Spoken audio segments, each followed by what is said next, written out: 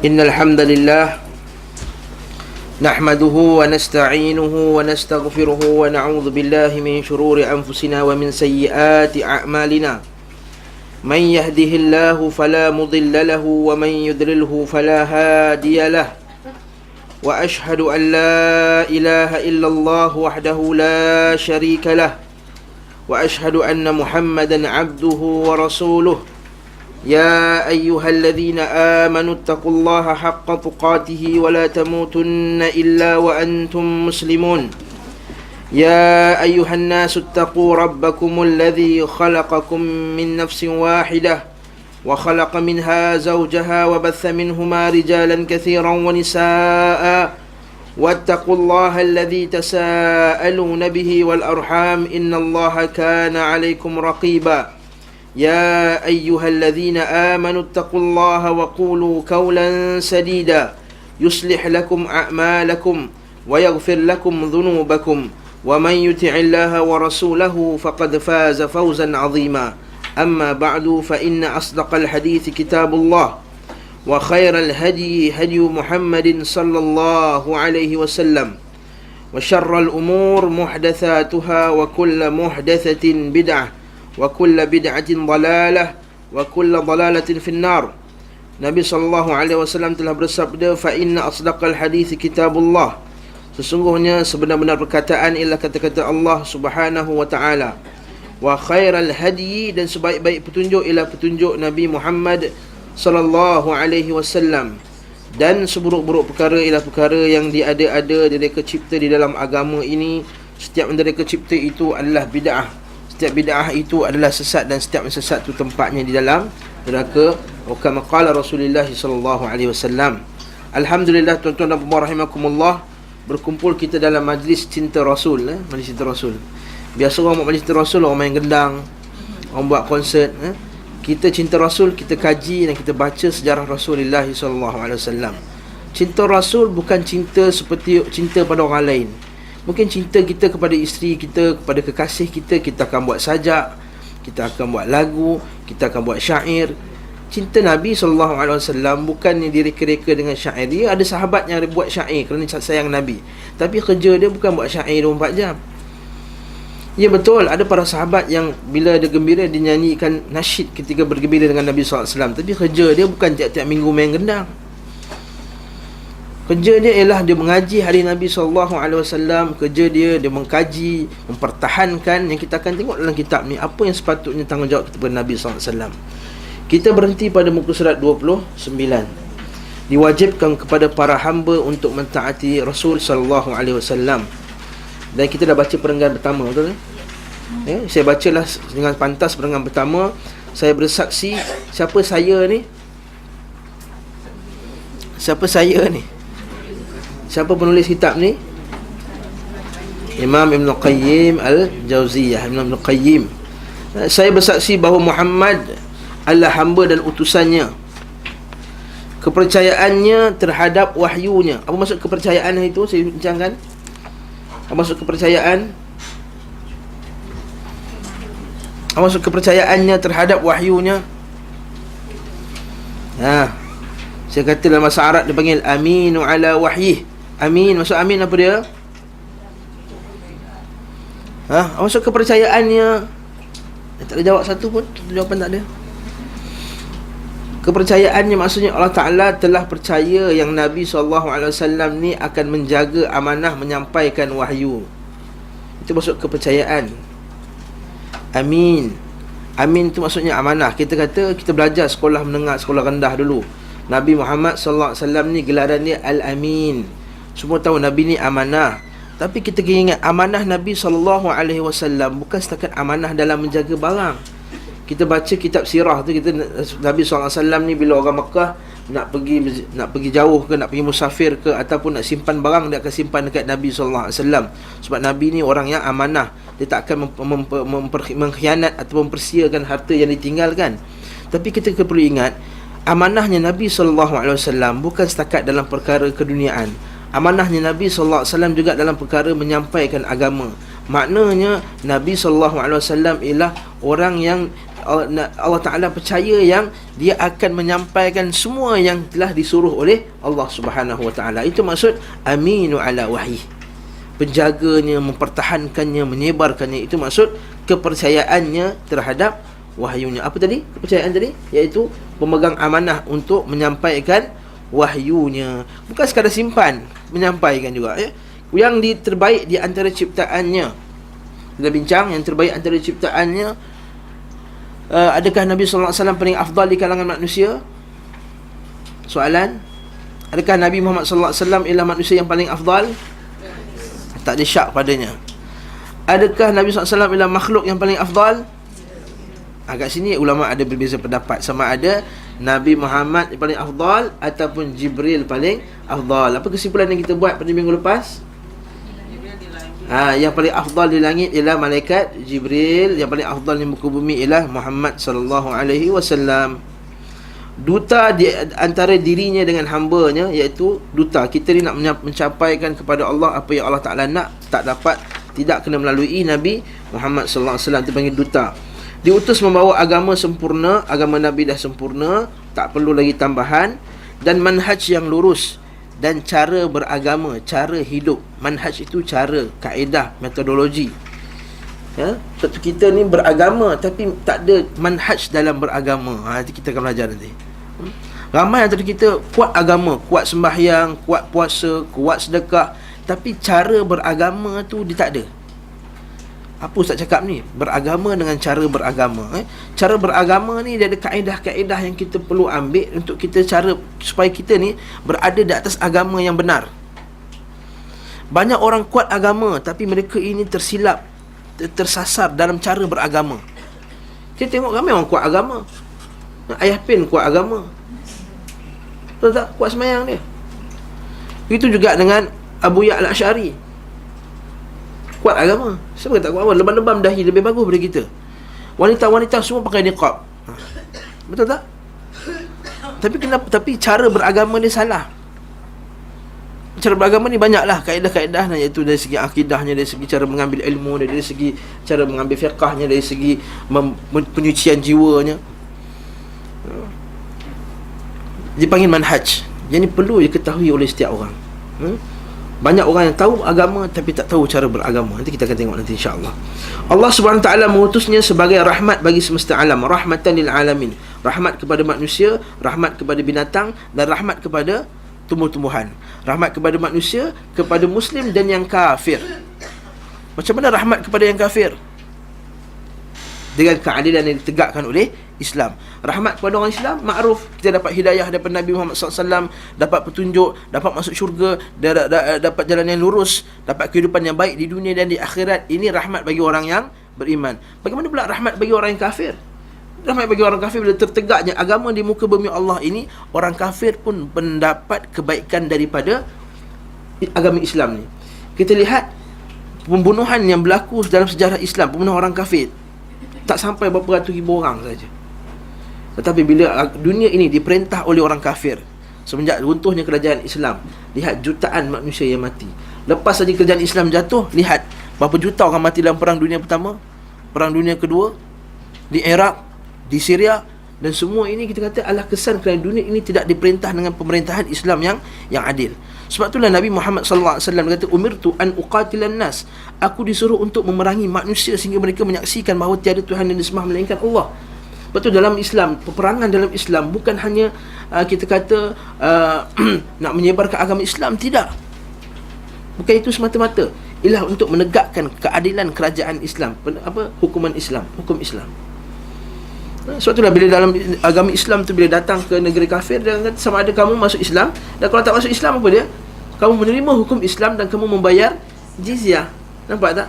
Sebab apa yang dipentingkan dalam tu ialah bagaimana negara itu diperintah dan ditadbir dengan cara-cara Islam, yang menyebabkan masyarakat semua mendapatkan keamanan, keadilan dan juga hak-hak mereka yang telah diletakkan oleh Allah Subhanahu Wa Taala.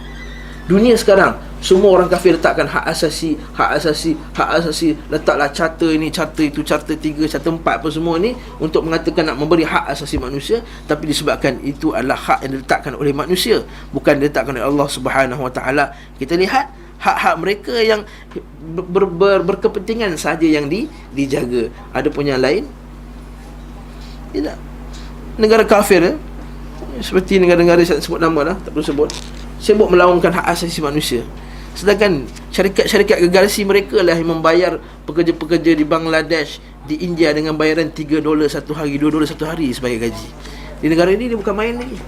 Dekat negara dia, bila tengok negara orang lain, dia cuma dia kata, oh kita ni child labour apa semua. Rupanya syarikat-syarikat dia yang besar di Bangladesh, di India dan Indonesia tu membayar kanak-kanak untuk menjahit kasut-kasut kita yang kita pakai, kasut Nike, kasut Adidas apa semua tu.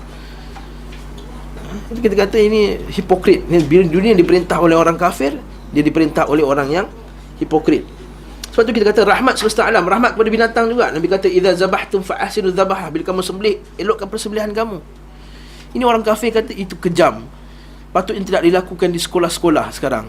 Kita kata sepatutnya orang Islam tak perlu bersifat apologetik. Memang kata okeylah kita buat kat luar, tidak, kita sembelih depan dia lagi.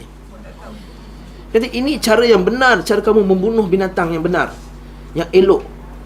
Ya mungkin kita tak bunuh depan orang Hindu ya, sensitif. Tapi kita di tempat-tempat kita orang Islam, kita cara ini patut dalam video tu kita tunjuk dalam YouTube.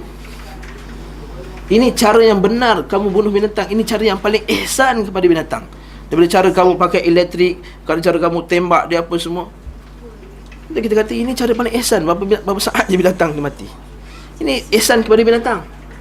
Apa lagi ihsan kepada binatang? Nabi SAW dalam hadis yang sahih, Nabi kata seorang wanita dimasukkan ke dalam neraka kerana dia bela kucing sebab dan tak bagi makan. Dalam hadis lain Nabi SAW sebutkan dalam satu kisah, ketika para sahabat dia mengambil telur burung. Kemudian burung telur tadi bukan untuk makan, sekadar nak simpan. Nabi kata, adakah di antara kamu ni yang nak makan telur tadi? Tak ada. Kata, pulangkan balik, semuanya ibunya tadi telah datang kepada aku bercakap dengan Nabi SAW. Ini mukjizat Nabi SAW. Betul, Nabi SAW dalam satu kisah pula, ketika dibawakan 2 ekor kambing disembelih di hadapan satu lagi, Nabi kata, jangan membunuh kambing ini 2 kali. Jangan kamu sembelih kambing ini 2 kali. Maksudnya kita sembelih seekor kambing depan kambing yang lain. Satu hadis pula dengan Nabi, orang tu tarik dengan paksaan. Dia kata, jangan kamu sembelih kambing ini 2 kali. Bersifat ihsan lah. Fa idza zabahtum fa ahsinu adz-dzabaha. Wa idza qataltum, bila kamu membunuh juga, fa ahsinu qatalah, maka elokkan cara membunuh kamu. Cara bunuh pun elok kan? Macam mana cara bunuh yang elok? Bila kita jatuhkan hukuman bunuh ke atas pesalah-pesalah, kita tak gunakan kerusi elektrik, kita tak gunakan cara-cara yang, kita gunakan cara yang Islamik, kita cara pancung. Fa'ahsinu aqatalah. Betul, dalam Islam kata fadarbar riqab, maka hendaklah dibunuh, dipukul, dipancung di leher. Ini ihsan kepada manusia, kepada manusia dan juga kepada binatang dan juga kepada tumbuh-tumbuhan. Kita lihat ketika haji dan umrah, kita tak boleh buat apa? Tak boleh apa? Petik pokok kan? Nampak, itu satu ihsan kepada Islam. Bayangkan kalau 5 juta umat Islam semua petik pokok, apa jadi kat pokok kat Mekah? Dah kat Mekah tu kurang pokok, semua petik lagi. Jadi kita kata ini ihsan. Ihsan dalam Islam ini kita kata rahmat semesta alam. Imam bagi orang yang bertakwa dan hujah bagi semua ciptaan. Allah Subhanahu Wa Taala mengutusnya pada masa kevakuman Rasul ala fatrah. Vakuman tu dalam bahasa Arab fatrah, ala fatrati minar rusul.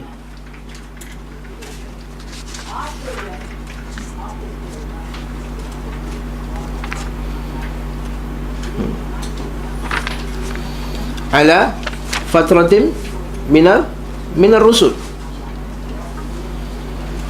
Sebab antara Nabi Isa dengan Nabi Muhammad SAW kan tak ada Nabi. Antar vacuum lah, vacuum tu maksud tak ada ruang, tak ada apa-apa kat situ, udara pun tak ada kat situ. Jadi vacuum maksud tak ada apa-apa, kosong. Bukan vacuum rumah tu, vacuum, ruang yang vacuum dia panggil. Maksudnya antara Nabi Isa AS dengan Nabi Muhammad SAW tidak ada anbiya, tidak ada Nabi. Ya, dalam hadis yang sahih Nabi antara Isa dan antara Nabi Muhammad SAW tidak ada Nabi antara keduanya. Jadi sama ada manusia yang datang selepas tu beragama dengan agama Nabi Isa atau beragama dengan agama Nabi Ismail, atau beragama dengan agama Nabi Musa. Tak ada agama, kita kata, yang ketiga, keempat. Yang lain tu Sabi'in dan lain-lain tu ialah agama yang bukan daripada agama yang asal daripada Nabi Muhammad sallallahu alaihi wasallam, daripada para anbiya. Kemudian Allah SWT, kita masuk hari ini pula, Allah SWT mewajibkan kepada para hamba untuk mentaati beliau, mengukuhkan maksudnya apa? Iaitu kita mengukuhkan agama Nabi sallallahu alaihi wasallam ni. Sebab itulah kita ni masuk Islam bukan hanya, saya sebut banyak kali dalam kuliah saya, bukan hanya masuk Islam tu solat, sembahyang, zakat, puasa, haji, lepas tu duduk rumah, alhamdulillah aku dah Islam dah. Baca surat khabar kat rumah, petang-petang pagi, lepas tu balik, lepas tu zuhur kan pergi masjid, lepas zuhur kan balik rumah makan tengah hari, baring, lepas tu atau yang bekerja. Kalau yang bekerja, balik rumah pergi kerja, balik rumah pergi kerja, tidur, makan. Bukan, kita juga untuk bekerja untuk agama, mengukuhkan agama Islam ni. Lepas tu Nabi SAW, bila Nabi sampai kat Taif, Nabi kata apa dekat orang-orang Taif, kata, nak tak kamu masuk Islam dan bersama-sama dengan aku menyebarkan Islam ni, bekerja untuk Islam ni. Itu kan seorang sahabat dari riwayat Musnad Ahmad, nama sahabat tu Bushair bin Khasasah. Dia kata, Bushair bin Khasasah kata, aku nak masuk Islam, aku nak angkat perjanjian taat setia kepada Nabi SAW. Kata, apa perjanjian tersebut? Nabi kata, janji mengucap 2 kalimah syahadat, salat, zakat, puasa, haji, kemudian jihad fi sabilillah. Bushair bin Khasasah kata, ya Rasulullah, semua tu okey, tapi 2 je aku yang susah aku nak buat. Satu, bayar zakat, sebab aku ni miskin, aku tak ada apa melainkan seekor unta saja. Kemudian jihad, aku takut nanti aku mati kan, siapa ahli keluarga aku nak makan apa. Nabi pegang tangan dia, Nabi goncangkan tangan dia. Dia kata apa? Wahai Bushair, tanpa jihad, tanpa sedekah, macam mana kamu nak masuk syurga Allah Subhanahu Wa Taala? Maksudnya apa? Kerja kita dalam dunia ni bukan hanya salat, zakat, puasa, bukan itu rukun Islam. Itu nak bagi dia confirm Islam je. Untuk mendapat syurga Allah Subhanahu Wa Taala, kita kena bekerja untuk Islam. Bekerja untuk Islam ni banyak caranya. Datang yayasan taklim, masukkan duit. Tu contohnya lah, berjihad fisabilillah dengan bi amwalikum, menyebarkan buku-buku. Kita sponsor pendakwah di Sabah dan Sarawak contohnya. Sekarang Sabah dan Sarawak teruk sekarang ni. Dakwah di sana sangat kurang. Banyak benda. Kita buka tahfiz, masjid-masjid kita tak ada halaqah-halaqah tahfiz.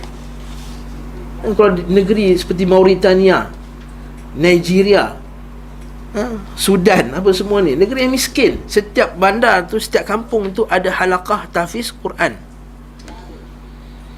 Kita tahfiz Quran susah nak cari. Kat mana sekolah mak tahfiz? Kat situ, kat sana, kat sini, kat jauh-jauh kampung.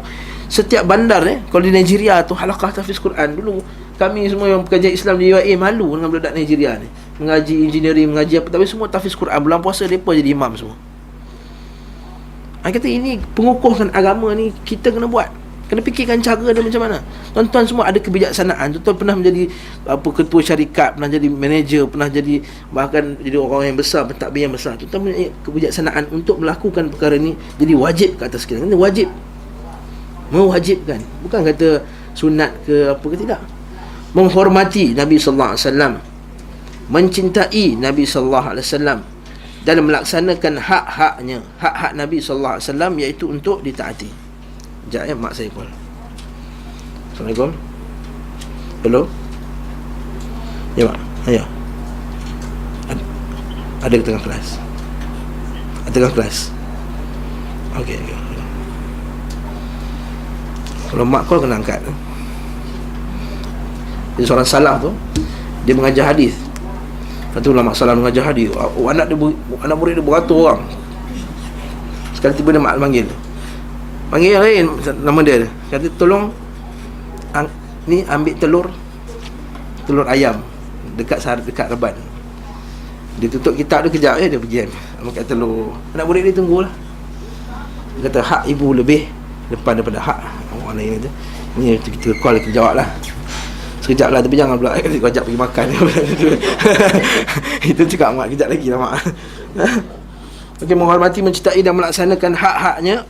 Allah menutup semua jalan menuju ke syurga. selain jalan beliau sallallahu alaihi wasallam. Ini kita kena faham. Allah menutup jalan, semua jalan ke syurga dah ditutup, melainkan jalan Nabi Muhammad sallallahu alaihi wasallam. Faham tak maksud dia? Maksudnya kita tak boleh masuk syurga melainkan jalan Nabi. Lepas tu kita pelik, sekali lagi semalam dah bebel lah, hari bebel sekali lagi. Kita pelik bila bab doa awal tahun, akhir tahun ni, ada satu SMS, ada tu Facebook dia keluar, salah satu ustaz yang terkenal. Dia kata, kita tahu yang baca doa awal tahun ni bukan sunnah Nabi. Dah declare awal lah bukan sunnah Nabi. Dah declare awal lah bukan sunnah Nabi. Dan kedua dah declare dah, memang sahabat-sahabat tak buat. Dah declare dah dua dah, Nabi tak buat, sahabat tak buat. Tapi kita boleh membacanya, kita digalakkan membaca. Sekarang ni siapa yang galakkan tu? Kat situ kita fikir, maksudnya kalau bukan Nabi, bukan sahabat, jadi tu syariat siapa? Itu soalan dia. Itu syariat siapa? Dia kata harus. Kalau kata harus, apa dasar hukum Islam ni? Bila kita kata tak wajib, sunat, haram, makruh, harus, apa dia punya sandaran dia? Al-Quran dengan hadis. Apa sandaran dia kata doa tu harus? Kita pun pelik. Pelik lah. Lepas tu bila kita kata siapa yang tak kata benda tu bid'ah pun, siapa kata benda tu bid'ah, dia salah juga. Kalau bukan sunnah, apa lawannya? Tuan yang jawab, bukan saya. Kalau bukan sunnah, lawannya kawan saya kata-kata, oh, bid'ah hasanah pula dia kata. Bid'ah hasanah. Tadi dia apa bid'ah hasanah? Bid'ah yang baik-baik. Bid'ah yang baik. Baca doa tu baik. Oh. Lepas ni tak rukuk baca doa. Kita tak rukuk baca doa. Tak nak, nanti bibir lah cukup lah. Jadi kita kata tak sunnah, bukan sunnah. Nabi tak buat, sahabat tak buat. Kemudian kita kata masjid buat. Nabi tak buat, Nabi tak buat, sahabat tak buat, masjid buat. Kalah lah kita. Tapi itu kita kata, apa asas sunnahnya, apa asas dia? Betul ustaz, tak ada pahala lah. Kita tak ada pahala. Nabi Aisyah radhiyallahu anha, Nabi kata, man ahdatha fi amrina ma laysa minhu fahuwa raddun. Siapa yang buat satu perkara yang bukan dalam urusan agama kami, tertolak. Yang kedua, dalam hadis Aisyah radhiyallahu anha, Aisyah kata, man amila amalan, siapa amalkan satu je amalan, laisa fihi amruna, bukan dalam urusan agama kami, fahuwa raddun, maka tertolak. Habis tu ustaz, daripada pergi disko baik macam doa. Siapa suruh pergi disko? Ada setengah orang daripada buang masa ustaz baik. Siapa kata kita buang masa? Kita masak pukul 6.30 tu untuk suami kita. Kita persediaan kuliah, nak kuliah maghrib, kita bersedia nak mandi-mandi, nak pergi main masjid, tu sama juga sunnah. Habis tu ustaz takkan doa pun salah. Doa tak salah, kamu khususkan doa dekat situ. Lepas ni kalau semua orang boleh khususkan, saya pun khususkan. Lepas ni kita buat doa hari Khamis, doa hari Isnin, doa hari Jumaat, doa hari Rabu, doa pukul 5, doa pukul 4, doa pukul 3. Kami jom kita berkumpul di masjid. Doa apa ni? Doa pukul 5. Asal doa pukul 5? Yalah, tuan guru saya kata ada doa pukul 5. Mana kamu dapat ni? Guru aku wali tau. Main wali senang lah. Saya ada wali, tuan-tuan ada wali. Kalau 50 orang, ada 50 guru, ada 50 wali, ada 50 doa. Kullu tariqin ila Allah masdudah. Setiap jalan kepada Nabi SAW telah tertutup, melainkan jalan Nabi Muhammad SAW. Ini kena faham. Sebab itulah kita nak belajar kitab Zadul Ma'ad ni. Kita nak mengaji macam mana Nabi, setiap gerakan Nabi kita nak mengaji. Daripada cara Nabi dari sekecil-kecil perkara sehingga sebesar-besar perkara. Syurga tidak dibukakan kecuali melalui jalannya. Lagi, syurga tidak akan dibuka kecuali melalui jalannya. Allah Subhanahu wa ta'ala melapangkan dada beliau, meninggikan sebutannya. Apa maksud meninggikan sebutannya? Pertama, melapangkan dada ni apa maksud dia? Alam nashrah laka sadrak, bukankah kami telah melapangkan dada kamu? Wa wada'na anka wizrak, dan telah mengangkat kesusahan di belakang kamu. Allazi anqadha dhahrak wa rafa'na laka dhikrak, kami telah angkatkan sebutan kamu. Wa rafa'na laka dhikrak fa inna ma'al usri yusra, setiap susah itu akan ada senang. Fa inna ma'al usri yusra Fa idza faragta fansab. Bila kamu selesai urusan kamu, fansab, berdirilah mendirikan salat. Wa ila rabbika farghab. Dan kepada Tuhan kamulah kamu berharap. Ini ayat ni. Maksudnya Allah Ta'ala melapangkan dada Nabi untuk menjalankan kerja dia, bukan senang. Allah Ta'ala macam mana Allah Ta'ala telah melapangkan dada kita untuk datang kuliah pada pagi ni, betul tak? Bagaimana Allah Ta'ala telah melapangkan dada kita untuk beramal dengan sunnah Nabi SAW. Begitu juga kita kata, biarlah Allah Ta'ala, begitu juga bagaimana Allah Ta'ala telah mengangkatkan kesusahan daripada diri Nabi. Dakwah tu bukan senang kan. Jadi Allah Ta'ala telah angkatkan berat tu dengan melapangkan dada Nabi.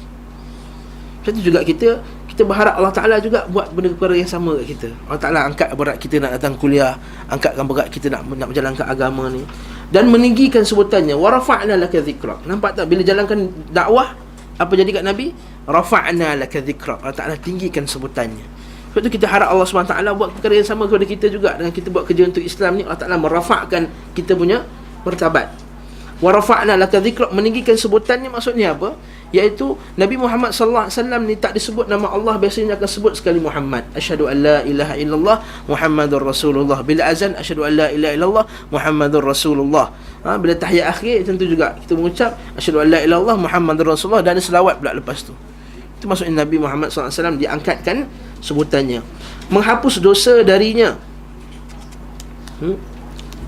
Nabi itu maksum, telah dihapuskan dosa darinya, dan menetapkan, ini poin yang paling penting sekali, dan menetapkan kehinaan serta kerendahan bagi siapa yang menyelisihi perintahnya, siapa yang langgar perintah Allah, siapa yang menyelisihi perintah Rasul sallallahu alaihi wasallam, maka Allah Ta'ala akan meletakkan pada dirinya kerendahan dan kehinaan. Dalil dia bawah ini dalam Musnad, diriwayatkan daripada hadis Abu Munib Al-Jurashi dari Abdullah bin Umar radhiyallahu anhuma. Abdullah bin Umar, sebab Abdullah bin Umar anak Sayyidina Umar kan. Ia berkata, Rasulullah sallallahu alaihi wasallam bersabda, bu'ithtu bis-sayfi baina yaday sa'ah hatta yu'badallah wahdahu la syarika lah, wa ju'ila rizqi tahta dhilli rumhi, wa ju'ilati dhillatu was-sigharu ala man khalafa amri, wa man tashabbaha biqaumin fahuwa minhum. Aku diutus dengan pedang menjelang kiamat.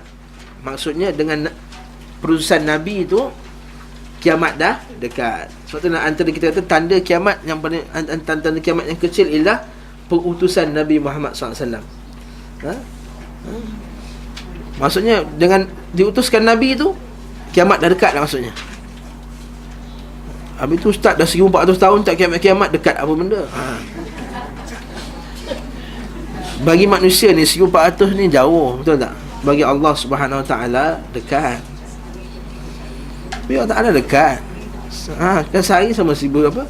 Sehari akhirat sama alfasanati mimma ta'udun, 1000 tahun kita. Jadi sedikit sangatlah. Lepas tu Allah Taala sebut dan tanya dalam Quran, qala kam labithtum fil ardi adada sinin. Qalu labithna yawman aw ba'dha yawm fas'alil 'adin. Bila malaikat tanya, Allah Taala tanya kepada kita akhirat kelak, berapa lama kau duduk kat muka bumi ni? Aku tak duduk melainkan sebentar di waktu siang ataupun separuh siang sahaja. Fas'alil 'adin, tanyalah pada orang yang bertanya tu. Lepas tu dalam surah Al-Ma'arij Allah Ta'ala kata, innahum yarawnahu ba'ida wa narahu qariba. Orang yang manusia itu melihat hari akhirat itu ba'ida, jauh, wa narahu qariba, dekat. Fasbir sabran jamila. Allah Ta'ala kata kat situ, kata sa'ala sa'ilun bi'adzabin waqi', berkatalah, bertanyalah orang tentang hari kiamat yang akan berlaku. Lil kafirina laysa lahu dafi', bagi orang kafir azab mereka tidak akan dapat ditolak lagi. Minallahi dzil ma'arij ta'ruju ilaihi malaikatu warruhu ilaihi fi yaumin kana miqdaruhu 50,000 sanah. Di akhirat kelak manusia akan berdiri 50,000 tahun. Satu hari sama dengan 50,000 tahun pada mahsyar. Lepas tu Allah Ta'ala kata, fasbir sabran jamila, bersabarlah dengan kesabaran yang elok. Maksudnya dekat dunia ni sabarlah, ke akhirat nanti kau kena tunggu 50,000 tahun, berdiri 50,000 tahun. Fasbir sabran jamila innahum yarawnahu ba'ida wa narahu qariba. Kamu semua nampak benda tu jauh, sedangkan aku nampak benda tu dekat. Sebab tu Nabi kata, aku diutus dengan pedang menjelang kiamat, sampai Allah semata disembah. Nabi disuruh untuk berjihad untuk menegakkan kalimah Allah. Jangan silap faham. Maksud ayat ni maksudnya Nabi disuruh untuk bunuh orang yang tak mengaku la ilaha illallah, bukan. Bukan, maksudnya Nabi disuruh untuk memerangi orang yang menghalang dakwah Islam itu. Sebab itulah dalam negara Islam, perang tu bukan hanya mempertahankan diri. Waktu kita mempertikaikan sebahagian pendapat ulama yang kata jihad dalam Islam ni hanya jihad mempertahankan diri. Tidak. Di dalam Islam juga ada dipanggil jihad talab. Jihad talab ni maksudnya kita jihad keluar, iaitu kita keluar ke negara-negara orang kufar dan minta dia tunduk kepada hukum Islam. Kita datang negara mereka bukan nak ambil emas mereka, bukan nak ambil minyak mereka, bukan nak ambil tanah mereka. Tidak. Dalam Islam, bila masuk kat negara kafir tu, bukannya kita ambil semua harta mereka. Ya, sebahagiannya dia harta zakat, tapi mereka boleh terus jalankan dia punya ekonomi masing-masing. Seperti mana yang Sayyidina Umar buat. Dia masuk, dia tak ambil tanah tu, dia bagi balik ke dekat orang-orang asal kampung tersebut. Tujuan kita bukan macam tujuan orang kafir masuk negara Islam. God pula, God kambing. God gospel and glory, kan? Dia nak sibahkan God kambing. Nak ambil kambing buat apa? Tapi ada juga orang ambil kambing, betul tak? Orang kafir dulu, atuk saya kata Jepun datang kambing boleh ambil juga. Kita kata kat sini itu bukan tujuan perang dalam Islam. Sebab tu kita kata Islam nak menyebarkan keadilan. Sebab tu kita kata bila Islam masuk, aku disuruh untuk memerangi manusia sehinggalah mereka ni mengucap la ilaha illallah. Tapi kalau tak nak mengucap, dia bayar jizyah, dia bayar cukai. Bayar cukai macam biasa dalam negara kita pun kita kena bayar cukai. Kat mana zalimnya? Tapi yang penting dalam negara tu ditadbir dengan hukum Islam. Itu yang kita nak. Tak ada sekutu baginya, tak ada syirik baginya. Rezekiku dijadikan di bawah bayangan tombakku. Apa maksud dia? Rezekiku dijadikan di bawah bayangan tombak. Apa benda lah ni? Letak tombak, ada bayang-bayang, keluar rezeki. Kan maksudnya rezeki tu datang daripada harta rampasan perang. Sebab tu lah dulu pernah satu syekh dia tanya, apakah harta yang paling halal sekali dalam dunia ni? Yang paling halal. Soalan ni macam dia kata, apa harta yang paling halal? Apa harta yang paling halal? Yang Allah Ta'ala dah declare dah, confirm halal. Harta rampasan perang. So Allah Ta'ala dalam Quran sebut, wa kulu mimma ghanimtum halalan tayyiba. Makanlah daripada harta rampasan perang yang telah kamu dapat dalam peperangan, halalan tayyiba. Halal lagi baik. Maksud Allah Ta'ala dah declare dah, harta rampasan perang tu halal lagi baik. Ustaz, zaman sekarang adakah harta rampasan perang lagi? Ya, jika ada perang jihad fisabilillah, maka adalah harta rampasan perang. Jihad fisabilillah macam mana, Ustaz? Jihad fisabilillah ialah yang diisytiharkan oleh khalifah dan pemerintah.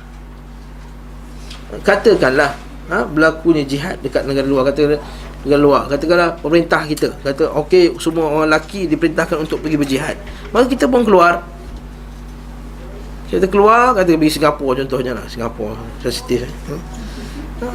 Kita nauzubillah lah, kita bukan nak perang. Nabi kata la tatamannau liqa' al-adu, jangan kamu berharap jumpa dengan musuh. Jihad, maka harta rampasan perang tu kita boleh ambil. Apa yang ada pada badan dia, handphone dia, apa semua, iPad, apa semua kita boleh ambil. Bukan mencuri. Tapi hendaklah dikumpulkan dahulu. Dikumpulkan dahulu. Lepas tu baru dibahagi-bahagikan. 1/5 bagi kat negara Islam, bagi-bagi tu baru bagi kepada para tentera. Kalau tidak, kalau masuk poket depa dulu, nanti takut jadi apa? Al-ghulul. Dalam Islam dia panggil al-ghulul. Al-ghulul, G-H-U-L-U-L. Kalau rumi dia lah. Kalau jawi dia gha, ghin, gha pula, ghin, lam, waw, lam. Ghulul. Nabi kata maka lin nabiyyin an yaghul wa man yaghlul ya'ti bima ghalla yaumil qiyamah. Tidak boleh seorang nabi itu mengkhianati harta rampasan perang. Berlaku dalam hadis Nabi SAW, seorang lelaki itu dia tengah turunkan barang daripada unta Nabi. Kemudian dia ni dipanah, mati.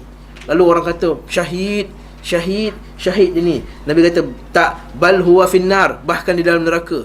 Terkejut para sahabat radhiyallahu anhu, orang ni ikut perang dengan kami, dia dapat masuk neraka.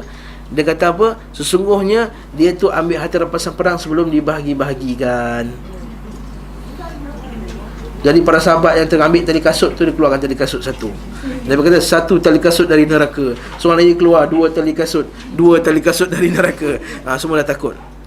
Maksudnya ada yang terambil sikit-sikit tu kan. Jadi kita kata ini ghulul. Siapa yang datang ghulul ni, maka dia akan tanggung ghulul dia hari akhirat kelak. Akan diberatkan. Ulama samakan juga ghulul ni dengan orang yang mengkhianati harta rakyat. Mengkhianati harta rakyat. Orang bagi dia suruh buat masjid tu harga dia 4 juta je, tapi dia buat dengan harga 2 juta, lagi 2 juta dia makan. Ini contohnya ghulul. Itu maksud, jadi rezekiku dijadikan bawah bayangan tombakku. Maksudnya rezeki itu datang daripada peperangan, dijadikan kehinaan. Ini poin kita dalam yang kita nak. Ini kita mahalus syahid, maudhi'ul istidlal, tempat kita ambil dalil. Dijadikan kehinaan dan kerendahan bagi siapa yang menyelisihi perintahku.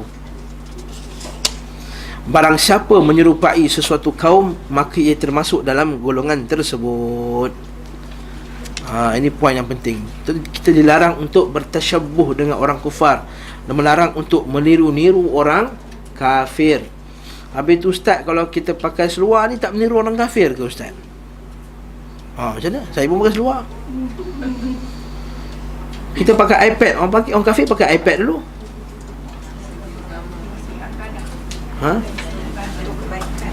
Dari segi ibadah 20%, 5/10 markah lagi. Pakaian sebahagian saja markah. Kita meniru perkara yang menjadi lambang sama ada agama, budaya dan apa saja adat mereka yang tak ada kaitan dengan Islam. Ini yang tak boleh, yang khas untuk mereka. Contohnya, ma'ruf bagi orang kafir, dia akan menyambut perayaan tahun baru. Okey, itu budaya mereka, menyambut hari Merry Christmas dan Happy New Year. Betul tak? Dia akan nyanyi, we wish you a Merry Christmas. Sambung lagu tu. Okay. And Happy New Year, sama Happy New Year. Ini perayaan orang kafir. Jadi kalau kita pun sambut perayaan 1 hari bulan Januari, maka kita telah meniru-niru perkara yang memang budaya mereka. Yang ni tak boleh haram. Bukan kata beragama, tak ada kena dengan agama pun. New Year tu kita meniru mereka. Haram, maknanya haram. Wish mereka haram. Birthday sama lah, tiup kek apa semua tu bukan sunnah Nabi lah. Bukan sekat sunnah, meniru buatan mereka lah. Buat kek, lepas tu tegakkan lilin, make a wish, tutup mata. Itu confirm dia ikut orang kafir punya. Ada make a wish apa benda, letak lilin. Ini tiru, tasyabbuh. Adapun meniru perkara yang umum pada semuanya, tak ada kena-mengena dengan budaya dan dengan masyarakat mereka, seperti pakai seluar.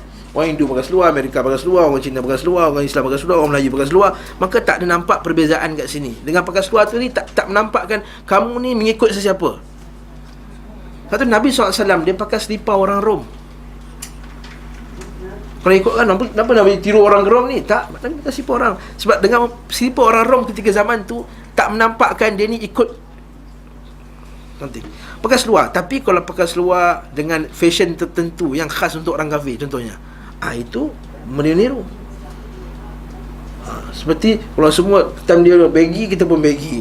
Time dia kecil, kita pun kecil. Macam budak-budak sekarang kan, dia pakai seluar ketat, lepas tu atas lutut dia main shuffle tu, kedengang kan. Betul tak? Kan? Ketat tu. Ini tak boleh. Sama juga potongan rambut secara umumnya macam kita pakai sekarang ni, alhamdulillah tak ada apa-apa. Orang kafir pun botak, saya pun botak. Orang kafir sikat tepi, kita boleh sikat tepi. Orang semua umum.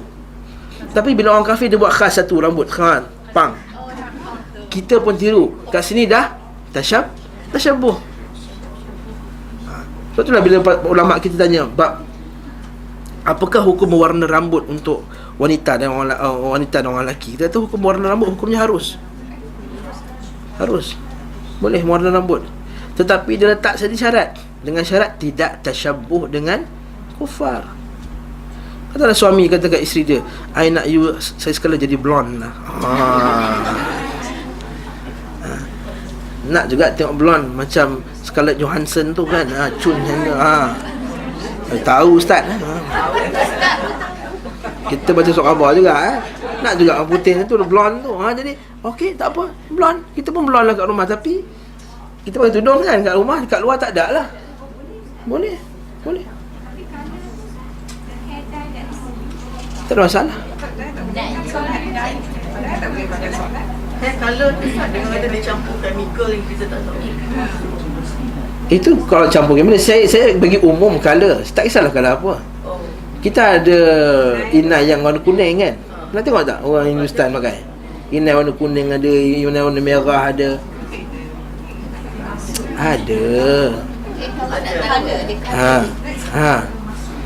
Dengan syarat-syarat tertentu lah, dengan kaedah dia. Pertama, benda color tersebut dia tak menghalang air wuduk kita, tak pakai alat-alat bernajis. Saya cerita umum. Ada pembahan tu tuan-tuan buat sendiri, pandai-pandai lah bahan apa nak pakai. Saya kata nak colorkan je. Seperti alamak dah ni tak boleh sebut produk ni iklan ni. Macam setengah-setengah barang tu dia dah kata dah barang-barang dalam ni telah dihalalkan oleh JAKIM, dapat cop halal. Boleh tak pakai? Pakailah. Tapi jangan tasyabuh. Jangan tasyabuh dengan kufar. Balik ni kau tak nak, biarlah. Kalau tak rasa tak ikut, tak apalah, biarlah macam tu color tu. Jadi kalau suami nak lah, suami nak. Soalan tanya Ustaz Ali, tanya saya, barang siapa menyerupai suatu kaum maka ia termasuk golongan mereka. Sambung balik. Okey, cukup color tu cukup. Kita sambung kita. Kalau tak nak color sudah, tak payah color hilang. Da' ma yaribuka ila ma la yaribuk. Kata hadis Nabi SAW, tinggalkan perkara yang kamu ragu-ragu kepada perkara yang kamu tak ragu-ragu. Habis cerita. Kalau ragu-ragu dengan statement saya tadi, tak payah color, biar. Sebagaimana kehinaan ditetapkan bagi orang yang menyelisihi perintahnya, maka kemuliaan ditetapkan pula bagi orang yang mentaati dan mengikutnya. Yang lawan dia lah. Kalau Allah Ta'ala sebut kehinaan bagi orang yang langgar perintah Nabi, maka Allah Ta'ala akan ada kata kemuliaan bagi orang yang ikut Nabi SAW. Wala tahinu wala tahzanu wa antumul a'launa in kuntum mu'minin. Janganlah kamu bersikap lemah. Itu kita ikut sunnah, jangan kita ikut sikap lemah. Ada setengah orang bila dia ambil ikut sunnah, dia rasa macam lemah. Bila orang herdik-herdik dia rasa malu. Bila depan orang tak nak ikut sunnah. Tak apa, kita ikut sunnah. Ada setengah orang dia bila depan orang, bila kata aku ikut sunnah Nabi, dia rasa malu. Kadang-kadang nak pergi solat pun malu. Kadang-kadang nak bagi tahu orang saya nak solat pun malu. Kita kadang-kadang itu sikap kita. Terutama sekali bila kita bertemu dengan orang yang kononnya lagi hebat daripada kita, orang kafir apa semua, kita rasa tak, kita kata izzah, kita dia izzah, dia panggil izzatul Islam. Kita bangga dengan kita punya keislaman kita. Sebab tu kalau orang yang beriman kepada Allah Subhanahu Wa Taala, dia ada izzah. Dia duduk, dia turun dengan Yayasan Taklim ni, dia tengok kereta orang tu, orang kafir ni, bukan yang besar kereta dia. Kereta dia kancil buruk je. Tak apa, aku ada izzah. Kau kata kita kata kau besar ni, neraka juga tempat kau kalau kau mati dalam kafir. Aku dengan syurga. Izzah ni kita izzah. Ini yang kata Umar Al-Khattab bila perang tu, kami menang. Tak apa, kau menang ke kau kalah, kau masuk neraka juga, kata Umar Al-Khattab. Kami menang dapat harta, kalah masuk syurga. Apa cerita? Tak ada masalah. Ini kita panggil izzah. Izzatul Islam. Dia rasa bangga dengan Islam, dia bangga ikut sunnah. Dia bangga ketika orang lain pakai fork sebelah kiri, pisau sebelah kanan, dia tukar pakai fork kat tangan kanan, pakai pisau sebelah kiri. Kata ini salah lah, tak ikut table manners. Suka hati akulah, aku ikut sunnah. Aku nak cocok tangan kanan, aku nak sumbat, aku ni masuk tangan kanan aku. Aku suka hati lah. Dia minta cawan tu kiri rasanya kan, kalau tempat orang kafir ni. Kita tak sebelah kanan. Kita makan nasi, tangan kotor. Nak ambil tangan juga. Walaupun melekit kat cawan tu, lantak engkau lah, sekali aku. Aku nak minum dengan tangan kanan. Itu kita kata izzah, izzatul Islam. Saya nak pakai macam ni, pergi mandi swimming pool contohnya, dia pakai yang muslimah yang tutup semua. Orang kata tak boleh pakai lah, you kena pakai bikini, kata. Suka hati akulah, ini negara Islam, aku nak mandi kat sini. Kalau tidak aku report hotel ni dekat ni, dekat Duta Agama. Tak boleh lantak dia lah. Mama saya kalau swimming pool dengan tudung-tudung dia mandi semua lengkap, dengan baju dia basah apa semua masuk swimming pool. Orang kata tak boleh. Suka hati aku lah di negara Islam. Kalau aku kat US tak apa. Ini negara Islam. Ini kan izzah. Ini izzah. Syarikat kerja syarikat orang kafir dah masuk Zuhur Jumaat 12.30. Izzah. Saya kena berhenti bos. Izzah. Izzah kemuliaan, rasa tinggi dan besar dengan Islam. Itu panggil izzatul Islam. Nurul Izzah tu lain cerita. Itu lain. Itu cerita lain. In kuntum mu'minin. Nampak tu bawah tu kata walillahil izzatu walirasulih. Padahal kemuliaan itu hanyalah bagi Allah dan bagi Rasulnya. Lepas tu sikap ni ada pada Rubai bin Amir. Pernah dengar kisah tu kan? Rubai bin Amir bila dia masuk jumpa tentera Maharaja Parsi tu kan, dalam keadaan buruk je, baju dia buruk, ada pedang buruk, ada anak panah buruk, masuk dalam istana tu, selamba dia. Istana tu besar dengan penuh kemewahan. Tak ada pula jalan tertunduk-tunduk, dia terpatik-patik, tak ada. Dia jalan kat situ. Biasa je masuk dalam tu. Dia kata kau datang pun nak minta duit ke? Sebab biasanya kebiasaan Arab ketika sebelum tu, mereka ni kalau jumpa Raja Parsi mesti nak minta something, nak minta duit ke, nak minta bantuan ke, minta pertolongan ke apa. Tapi tidak, kali ni aku datang nak ajak kau masuk Islam dengan penuh. Dia kata, oi, tengok buruk, penuh keyakinan. Nampak kita kata ini kata izzah ni. Dia kata aku nak bebaskan manusia daripada kesempitan Islam kepada keluasan Islam. Nampak tak? Min adlil Islam, min jawril adyan ila adlil Islam, daripada kezaliman manusia kepada keadilan Islam.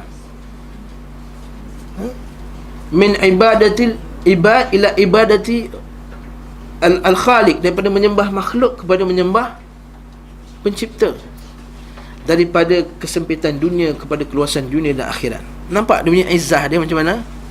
Sedangkan dia bukan kaya pun. Kata kau kalau Islam kau dah kaya ke? Tak.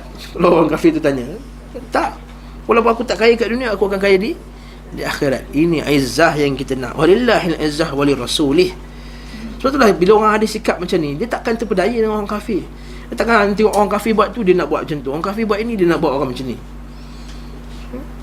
Jadi kita tak ada izzah. Sampai kan pada benda-benda yang lekeh pun kita tak ada izzah. Betul tak? Buat lagu contohnya, lagu pula ustaz.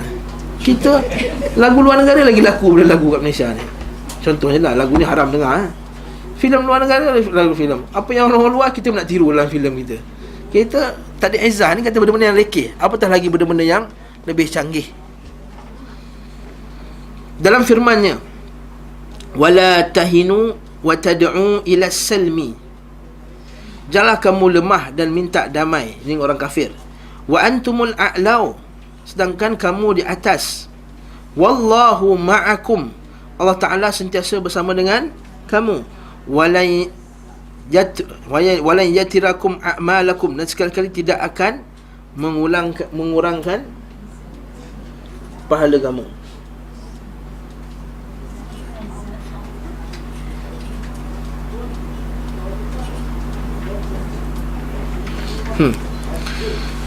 Dan firman-Nya, ya ayuhan nabiyyu hasbukallah wa man ittaba'aka minal mu'minin. Wahai sekalian nabi, cukuplah bagimu Allah dan orang-orang yang mengikuti kamu di antara orang-orang mukmin. Okey. Dalam perenggan yang akan datang ni, lebih kurang 3-4 perenggan ni, dia akan bincangkan masalah ayat ni. Ayat ni kata, wahai nabi, cukuplah bagimu Allah dan orang-orang yang orang-orang yang mengikutmu di antara orang-orang mukmin. Saya tanya, adakah maksudnya Allah Ta'ala tu cukup bagi Nabi dan orang mukmin? Dengar betul tak? Adakah ayat ni maksudnya Allah Ta'ala tu lah cukup? Cukup tu maksudnya ialah yang mencukupkan keperluan kita, yang memenuhi kehendak, yang mempertahankan, dan semua maksudnya yang mencukupkan kita. Adakah maksud ayat ni iaitu Allah lah yang mencukupkan bagi Rasul dan orang mukmin, ataupun Allah dan orang mukmin itu mencukupkan bagi Rasul? Cuba dua ayat ni. Wahai sekalian Nabi, cukuplah bagimu Allah dan orang-orang yang mengikutimu. di antara orang-orang mukmin. Maksudnya ada tiga benda kat sini. Allah, Rasul, orang mukmin. Okey. Ayat ni kata, wahai Nabi, cukuplah bagimu Allah dan orang yang mengikutimu. Adakah maksudnya Rasul ini akan merasa cukup dengan Allah dan orang mukmin? Ataupun Allah ataupun Rasul dan orang mukmin itu Allah yang Ta'ala cukupkan? Yang kedua tu kan? Yang kedua tu yang betul. Maksudnya ayat ni memang ayat ni tukar terbalik sikit ya. Ayat tu ayat bahasa Arab, ayat uslub bahasa Arab. Ayat nak bagi tahu bahawa wahai Rasul, aku ini cukup bagi kamu dan orang yang mengikuti kamu. Itu point dia. Ya. Kalau tidak nanti takut nanti kalau kita kata wahai Rasul, aku Allah dan orang mukmin akan mencukupkan kamu. Jadi kat sini ada masalah. Apa masalahnya? Makhluk yang mencukupkan keperluan makhluk yang lain. Ayat ni tak boleh. Sebab tu dalam buku ni dia kata penjelasan ayat cukuplah bagimu Allah dan orang-orang yang mengikuti kamu. Maksudnya Allah semata cukup bagimu, nampak? Dan cukup pula bagi orang-orang yang mengikuti kamu. Kalian tidak butuh lagi. Butuh ni tidak perlu lagi kepada lain selain Allah. Okey. Bawah tu pertama dan kedua tu itu kita biarkan. Langkah satu dalam bahasa Arab. Yang kita buka surat 32. Ada pula tafsiran yang keempat, namun salah dari segi makna. Kita ambil yang salah terus Tafsiran ini mengatakan bahawa lafaz man bermakna bermaksud rafa', disambung dengan kata Allah. Itu bahasa Arab lah. Maka makna ayat tersebut adalah cukuplah bagi Allah dan cukuplah bagimu Allah dan para pengikutmu. Ini kita kata salah tadi. Meski tafsiran ini pernah dilontarkan oleh sebahagian manusia. Nampak? Ada sebahagian ulama' pernah bagi pendapat macam ni, akan tetapi ia adalah kekeliruan yang nyata. Tidak boleh memahami ayat dengan makna demikian. Sebab kata al-hasbu, kan hasbunallah, cukuplah kami bagi Allah, dan al-kifayah, cukuplah bagi Allah, al-kifayah kan, hanyalah milik Allah semata-mata. Sama seperti tawakal, takwa dan ibadah. Jadi kita tak boleh kata apa, aku dengan adanya guru aku ni cukuplah bagiku untuk selamat dunia. Tak boleh. Allah yang mencukupkan aku. Dengan ada suami aku ni cukuplah aku. Tak, dengan Allah. Suami aku bagi aku makan, bagi aku minum, bagi rezeki, bagi pakaian, bagi kereta, bagi apa semua, tapi yang mencukupkan aku ialah Allah. Itu istilah dia. Sebab kita akan tengok dalam beberapa poin kat sini, kita akan lihat bahawa banyak ayatnya Allah Ta'ala sebut dalam Al-Quran yang dia kata Allah dan Rasulnya memberi, Allah dan Rasulnya memberi, tetapi cukuplah Allah yang beri kami kecukupan. Hanya Allah Ta'ala saja yang beri kami kecukupan. Apa dalilnya? Tengok bawah ni. Allah Subhanahu Wa Ta'ala berfirman, wa in yuridu an yakhda'uka fa inna hasbaka Allah huwallazi ayyadaka binasrihi wa bil mu'minin. Nampak tak? Allah Ta'ala kata apa? Jika mereka bermaksud hendak menipumu, wahai Muhammad, maka sesungguhnya cukuplah Allah sebagai pelindungmu. Nampak tak? Cukup Allah sebagai pelindung. Tetapi baca ayat lepas tu, huwallazi ayyadaka, dan dialah yang telah tolong kamu dengan pertolongannya, dan dialah yang mengukuhkan kamu dengan pertolongannya dan dengan orang-orang yang beriman. Nampak tak? Dalam bab pertolongan, Allah Ta'ala kata pertolongan aku dan pertolongan orang yang beriman. Tapi dalam bab cukup, Allah Ta'ala cukup. Siapa yang bantu Nabi? Allah bantu, orang yang beriman bantu Nabi. Tetapi yang mencukupkan Allah. Nampak tak ayat ni? Cantik. Lepas tu kita tanya akidah ni. Allah membedakan perkataan al-hasbu, cukup, dengan ta'yid, pengukuhan, pertolongan tadi. Dia menjadikan al-hasbu, kecukupan itu hanya untuknya semata-mata. Dan perkataan ta'yid, pertolongan tadi, untuknya yang direalisasikan dengan pertolongannya dan juga hamba-hambanya. Allah Ta'ala memuji orang yang bertauhid dan bertawakal di antara hamba-hambanya kerana mereka telah mengesakan Allah dalam hal al-hasbu, dalam hal cukup. Sebab tu kita ni bila ada kesusahan kita sebut apa? Hasbunallah wa ni'mal wakil. Hasbunallah wa ni'mal wakil. Okay? Bukan macam setengah orang tawakal dia lah, tu kan. Itu boleh juga, tapi kita ucapkan Nabi yang ajar, Nabi ajar hasbunallah wa ni'mal wakil. Bawa tengah highway accident, apa ni, kereta kita pancit, tayar spare pun tak ada, hasbunallah wa ni'mal wakil.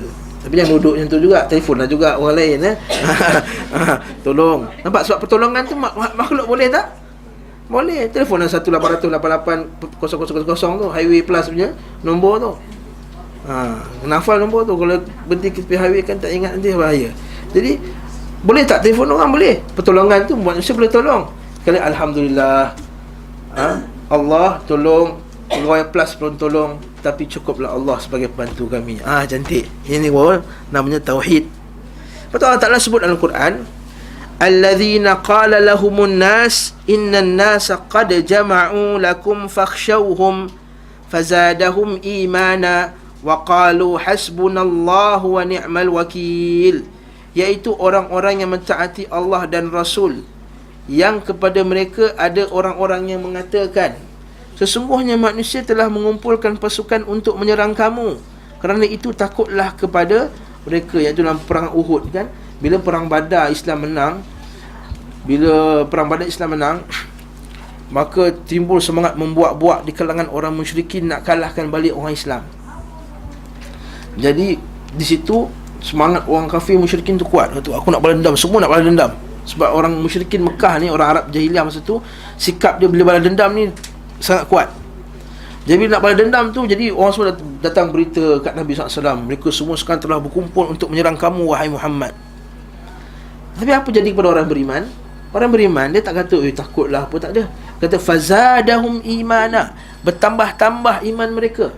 Dan mereka kata apa? Hasbunallah wa ni'mal wakil. Surat doa ini dibacakan oleh Nabi Muhammad sallallahu alaihi wasallam ketika dalam perang Uhud, dan juga dibacakan oleh Nabi Ibrahim ketika dibakar tu kan, dibaca hasbunallah wa ni'mal wakil. Sebab tu ayat ni kata orang beriman ni bila datang musibah dia tambah beriman. Bila dibagi ujian dia tambah beriman. Yalah, kadang-kadang kita ni bila tak diuji kita lupa Allah Ta'ala. Macam kita tengah happy-happy sekarang, tiba-tiba datang ujian, anak sakit contohnya, na'udzubillah min zalik. Masa tu lah baru kita ya Allah, baru kita berdoa, tahu tak? Berdoa, kita ingat Allah, kita harapkan rahmat Allah Subhanahu Wa Taala, semoga Allah Taala memberi kita kekuatan. Ini yang orang sikap orang beriman. Ini sikap orang beriman. Kalau orang tak beriman kepada Allah, dia akan putus asa. Dia kata, bila matilah aku, Allah Ta'ala tak sayang aku dan semuanya. Ini orang beriman ingat. Cuma janganlah kita jadi macam orang musyrikin jahiliah dulu, iaitu bila datang kesusahan dia berdoa kepada Allah, bila hilang kesusahan dia lupa kepada Allah SWT kan. Betul Allah Ta'ala sebut dalam Quran, orang jahiliah dulu, wa fa idza rakibu fil fulki da'ullaha mukhlishina lahuddin. Mereka ni bila naik kapal, bila kapal tu bergoyang, bukan main, ikhlas berdoa kepada Allah, ya Allah tu selamatkan aku. Falamma najahum fil barri fa idza hum yusyrikun. Bila Allah Ta'ala selamatkan di atas muka bumi, mereka kembali balik jadi syirik. Ini kadang-kadang kita ada sikap tu, bila tengah sedih tu, anak-anak SPM tu bukan main doa malam-malam, tahajud malam-malam nak anak SPM ni. Habis dia SPM, dah tinggal tahajud dah. Maknanya dia tahajud SPM saja. Maksudnya itu tak boleh tu. Tahajud PMR, tahajud SPM, jangan. Kita kena doa kepada Allah. Nabi kata dalam hadis yang sahih, ta'arrafallahu fi syiddah fi raqa ya'rifka fi syiddah. Kamu ingatlah Allah ketika kamu senang, Allah Ta'ala akan ingat kamu ketika kamu susah. Dan bila waktu paling susah bagi orang bagi manusia? Waktu paling susah bagi manusia bila? Bila nak mati.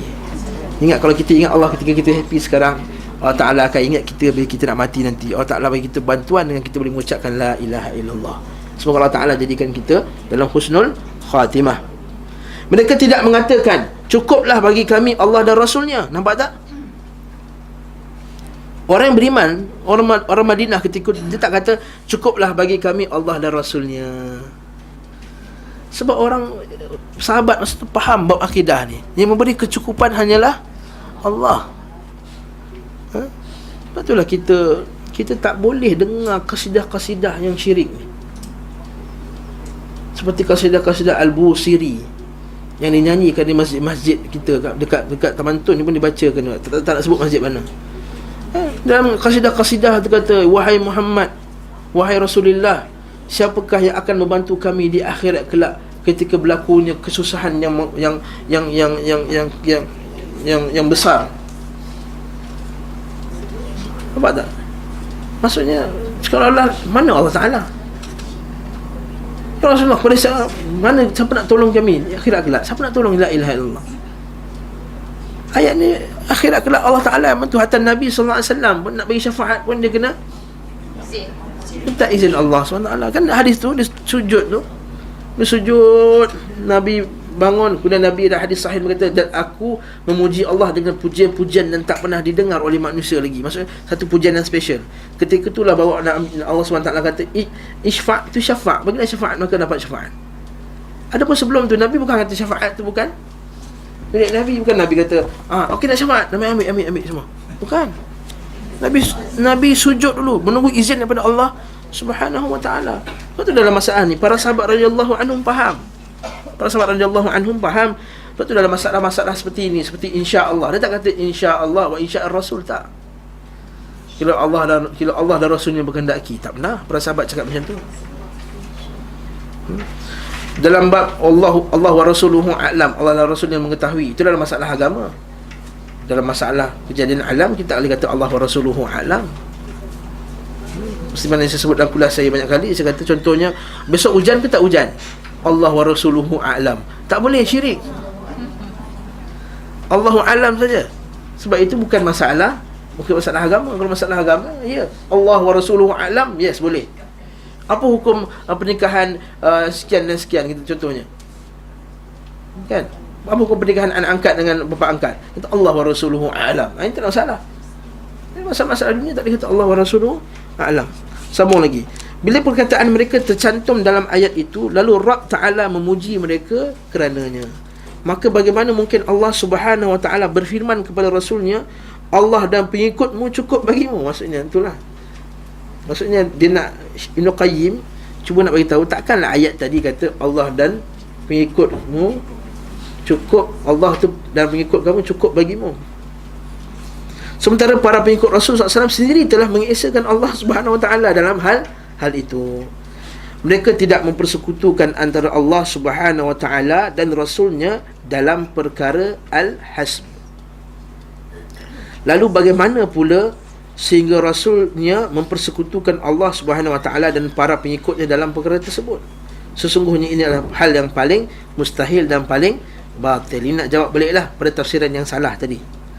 Ini serupa dengan firman Allah Subhanahu wa Ta'ala dalam surah At-Taubah tu, walau annahum radu ma atahumullahu wa rasuluhu wa qalu hasbunallah sayu'tina Allahu min fadlihi wa rasuluhu inna ilallahi raghibun.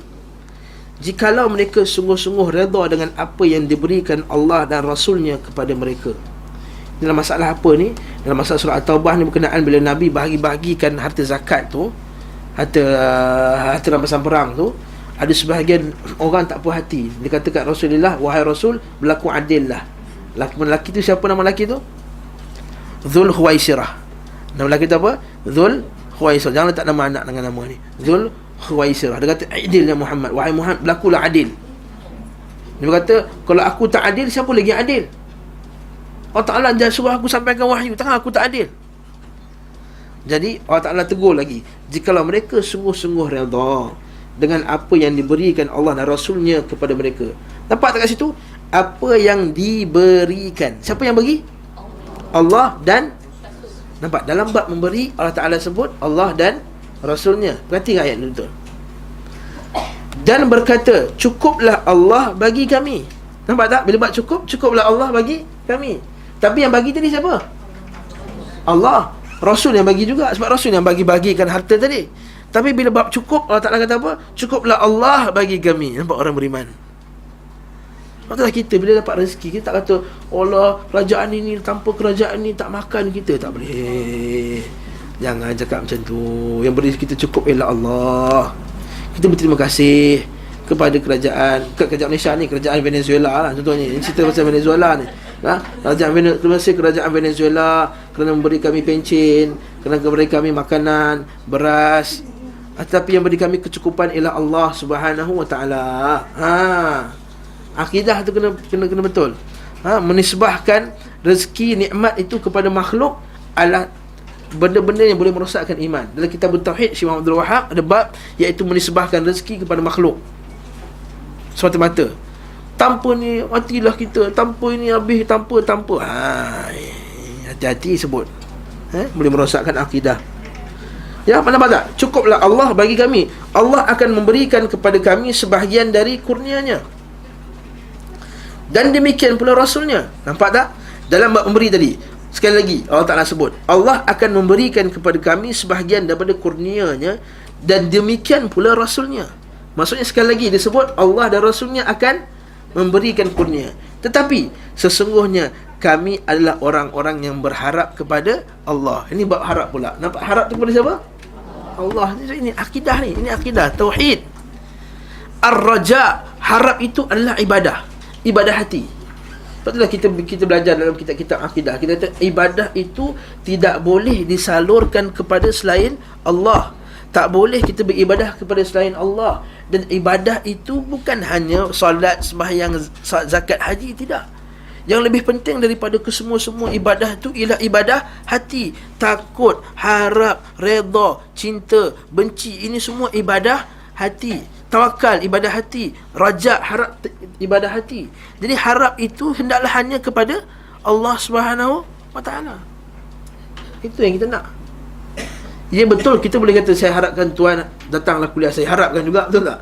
Saya harapkan tuan-tuan semua bacalah buku bila balik rumah nanti. Jangan datang hari Khamis depan baru nak buka buku ni pagi tu. Contohnya, itu harap juga. Tetapi bukannya harapan yang sepenuh harapan. Bukannya sepenuh harapan, pengharapan kepada sepenuhnya kepada benda tersebut. Pengharapan yang sepenuhnya hanya kepada Allah Subhanahu wa taala. Nampak ayat ni, inna ilallahi raghibun. Hanya kepada Allah. Nampak tak? Dimulakan ilallah dulu baru raghibun. Ini kita kata dikedepankan harful jar dulu. Siapa belajar bahasa Arab sepatutnya inna raghibuna ilallah. Kami ini orang-orang yang berharap kepada Allah. Raghibun, orang yang berharap. Ila maksudnya kepada. Allah tu Allah lah. Patutnya ayat tu standard ayat, kami orang-orang yang berharap kepada Allah. Tetapi diterbalikkan ke belakang. Kepada Allah kami berharap. Dalam bahasa Arab, bila menterbalikkan objek, menterbalikkan maf'ulun bih, maksud nak perkhususan, hanya dia sahaja yang kita harap. Macam mana kita bila kita sebut iyyaka na'budu, patutnya ayat tu ayat standard, na'budu iyyaka, kami sembah kepada kamu.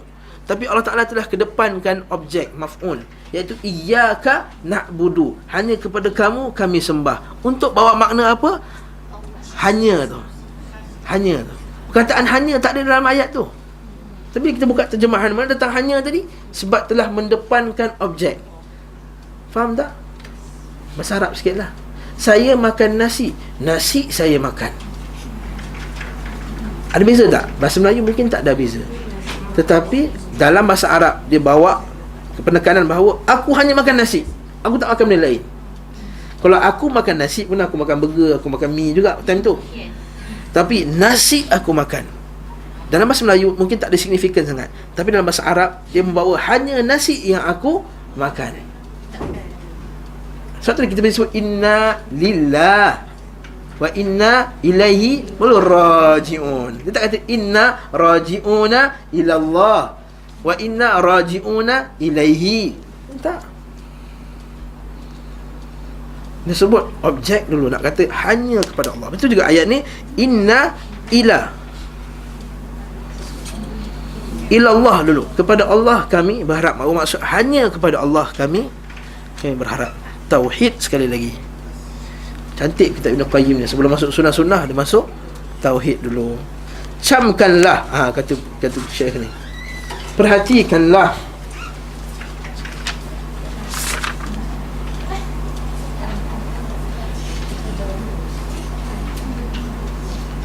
Bahasa Arab apa sebut lah?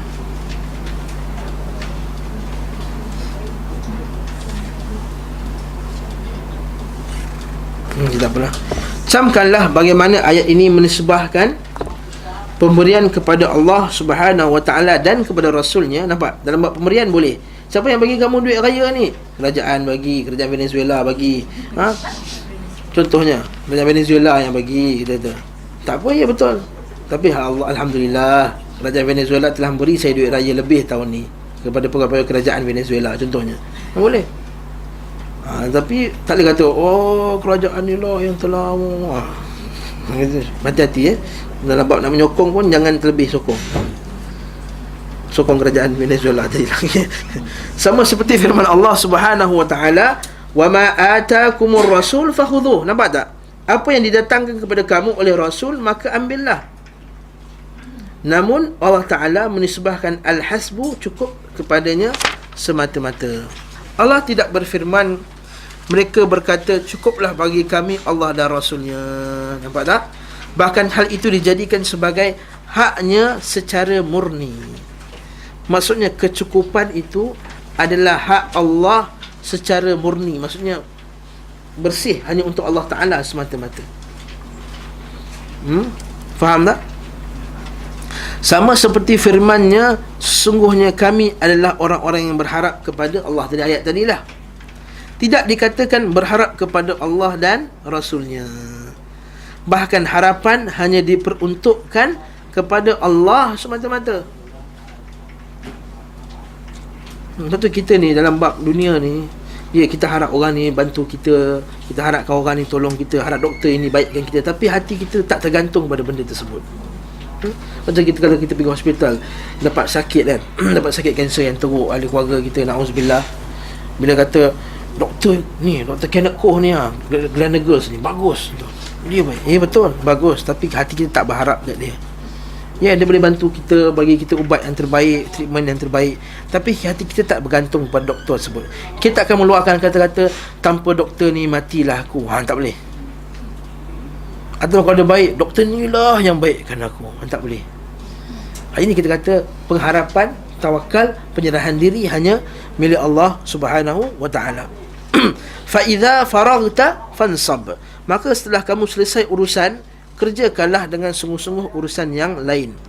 Saya rasa terjemahan, kalau kita buka kitab tafsir Ibn Kathir, maksud dia lain. Maksud dia kata apa? Bila kamu telah selesaikan urusan, fansab. Sab ni maksudnya tegaklah.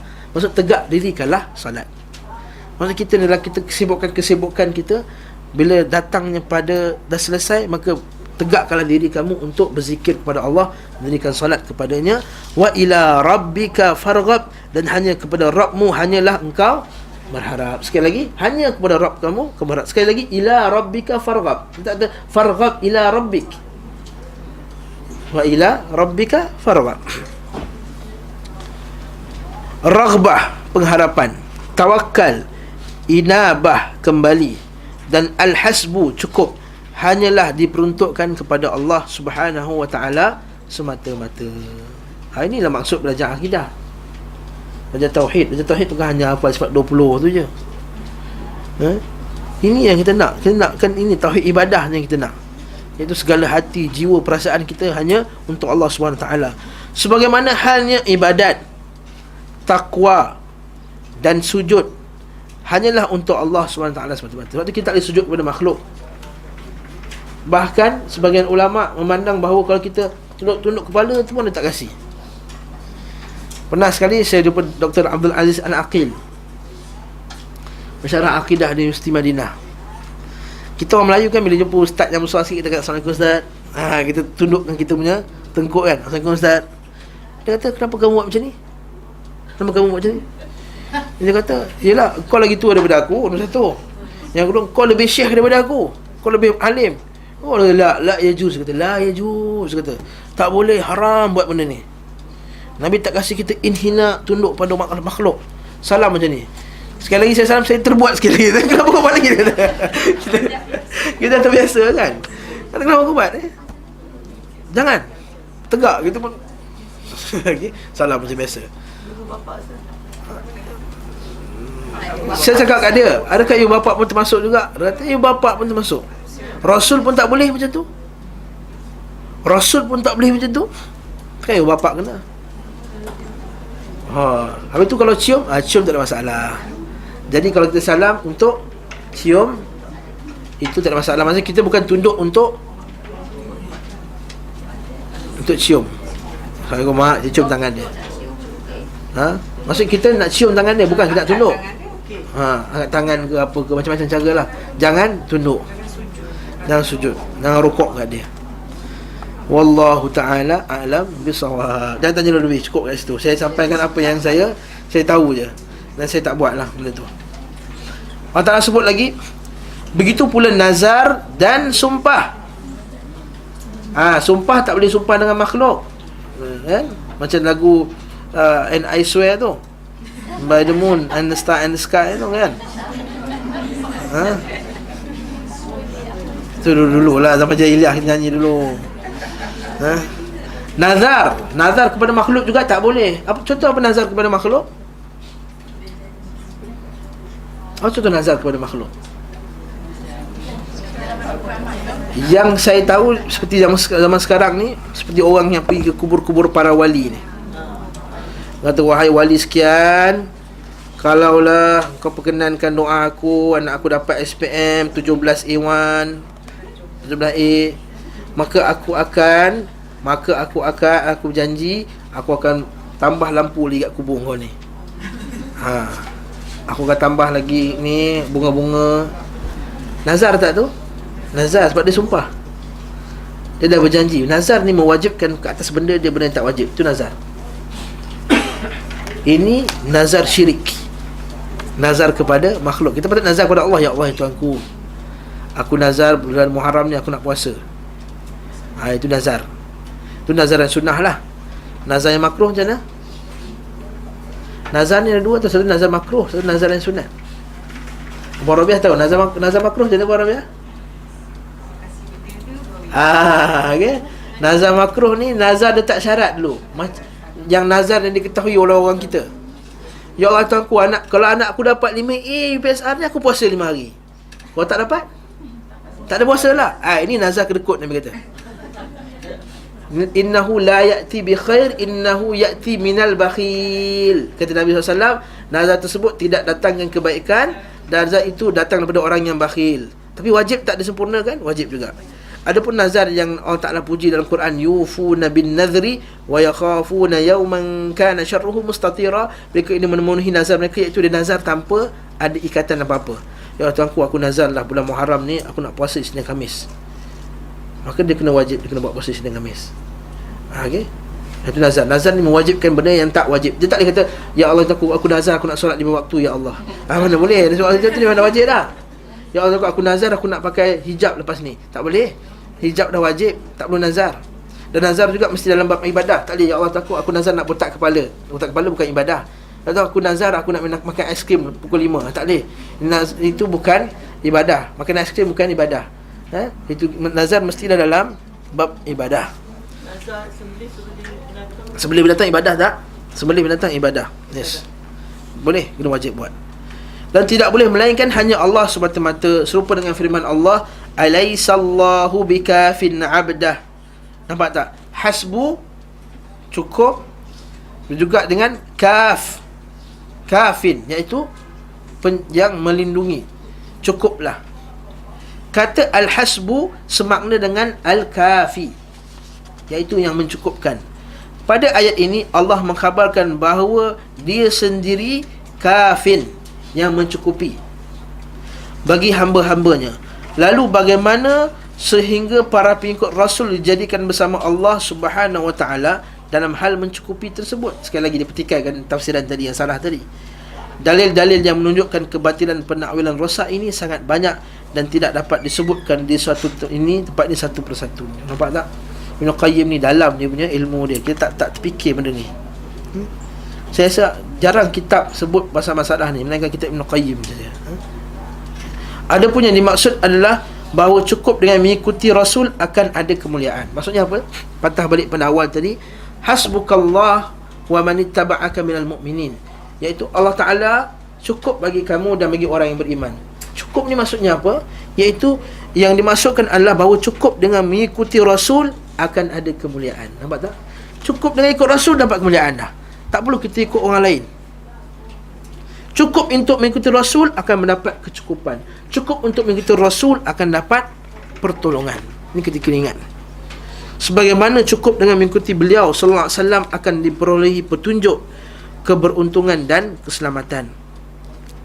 Allah Subhanahu wa taala mengaitkan kebahagiaan di dua negeri. Allah Taala sebut dalam Quran, "Wa may yuti'illahi war rasul", seperti taat Allah dan Rasul, "falanuhyiyannahu hayatan thayyibah". Siapa yang taat Allah dan Rasul, maka kami akan bagikan mereka ini hayatan thayyibah, kehidupan yang baik. Hayatan thayyibah. Sebab tu kalau kita ikut hukum Islam, baru ada jadi negara yang baldatun thayyibah, negara yang mendapat thayyibah. Ini orang minum arak terang-terangan dekat 3-4 kedai bawah ni. Bukan bawah ni lah, ni tu negara lain. Ni tu negara Cuba, bawah ni orang apa semua.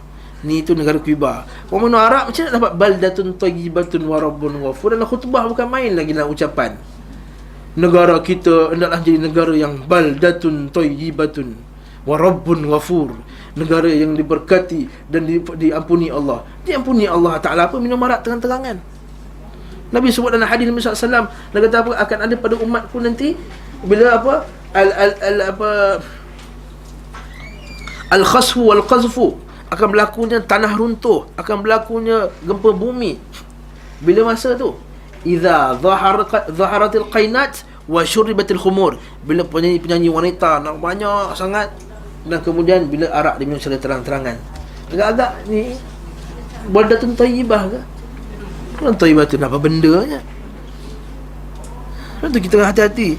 Mungkin Allah Ta'ala tak menurunkan azab kepada negara Cuba ni sebab kerana Allah Ta'ala kesian kepada makhluk-makhluk. Kerana hadis tu wallahu alam tak dipastikan kesahihan. Dia kata kalau bukan kerana Allah Ta'ala kesian kepada tumbuh-tumbuhan dan binatang-binatang yang melata kat atas muka bumi ni, Allah Ta'ala dah turunkan azab dekat muka bumi ni.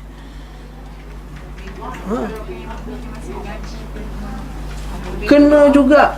Lepas tu Allah Ta'ala sebut dalam Quran, ittaqu fitnatan la tusibanna alladhina kafaru minkum khassa. Takutilah fitnah, itu azab Allah yang akan bukan hanya terkena kepada orang yang kafir saja. Semua kena. Dalam hadis sahih, betul kita terkena fitnah tak? Betul anak-anak kita terkena fitnah. Anak-anak saya pernah tahu dah nyanyi lagu Aku Kini Jadi Orang Kaya tu. Aku tak pernah ajar anak aku nyanyi lagu tu. Dulu aku miskin, sekarang alhamdulillah. Aku tak pernah ajar anak aku nyanyi lagu tu. Mana dia dapat lagu ni? Ni fitnah. Nampak tak? Fitnah. Anak saya kata, ayah belikan baju princess. Baju princess apa? Yang ada nampak dada tu. Mana dia belajar benda ni? Yang nampak dada. Allahu Akbar, anak ustaz minta dada. Mana nampak dada? Ni fitnah. Baru 4 tahun. Ini ada fitnah. Sekarang takutlah. Ini fitnah bukan kena kita je, anak-anak kita. Waktu kita fitnah ni, azab ni bukan maksudnya azab tu saja. Azab ni bahaya, penyakit, keamanan. Kita aman tak sekarang? Mana aman? Takut. Pernah dulu anak saya, dulu kita 7 tahun boleh pergi kedai tak? Naik basikal, masuk longkang, keluar longkang, masuk longkang, keluar longkang, cari spider, nak main laga spider. Sekarang ni kita nak terlepas sekejap dekat pasar raya tu. Mana anak aku, anak tu? Kat belakang ni sebenarnya. Tahu tak? Kan kita kan, kalau pergi pasar raya kan. Mana. Kali orang tergelak kan, belakang lah. Sebab apa? Takut tu tak? Ini kita kata ketakutan ni salah satu ujian. Wala nabluwannakum bi syai'in minal khaufi wal ju'i wa naqsi minal amwal. Nampak tak? Ju', kelaparan, naqsi minal amwal, mati, wal anfusi wath thamarat, takut. Dulu kita boleh masuk taman semua tak dijaga. Sekarang bukan main dengan jaganya, kena bagi. Yang jadi jaga tu pula tak tahu cakap Melayu pula tu.